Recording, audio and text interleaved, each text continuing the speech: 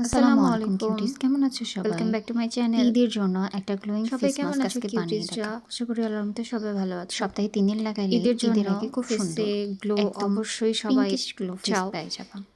এখানে আমি beetroot juice নিয়েছি, মুলতানি মাটি, কফি, অ্যালোভেরা জেল, চন্দনের গুঁড়ো, দুধ সব কিছু মিক্সড করে ফেসে লাগিয়ে রাখবা যতক্ষণ না শুকাইছে। হালকা ড্রাই হতে শুরু করলে তোমরা ফেসটা ধুয়ে ফেলবা।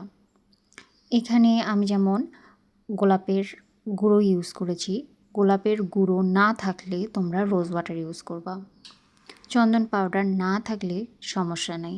মেন হচ্ছে কফি, কাঁচা দুধ, বিটরুটের জুস, মুলতানি এগুলো।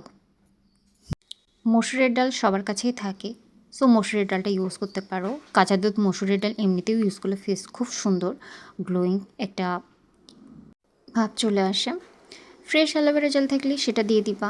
আমি অ্যাকচুয়ালি নিয়ে আসে রাখিনি, তাই আমি যেটা রেডিমেড ছিল সেটা দিয়ে দিয়েছি। আর এই কাঁচা দুধটা আমি ফ্রোজেন করেই রেখে দিই, সবসময় তো আর কাঁচা দুধ পাওয়া যায় না ওভাবে। তো তোমরা লাগিয়ে দেখবা কেমন হয়েছে, অবশ্যই জানাবা। সবাই ভালো থাকো, আল্লাহ হাফেজ।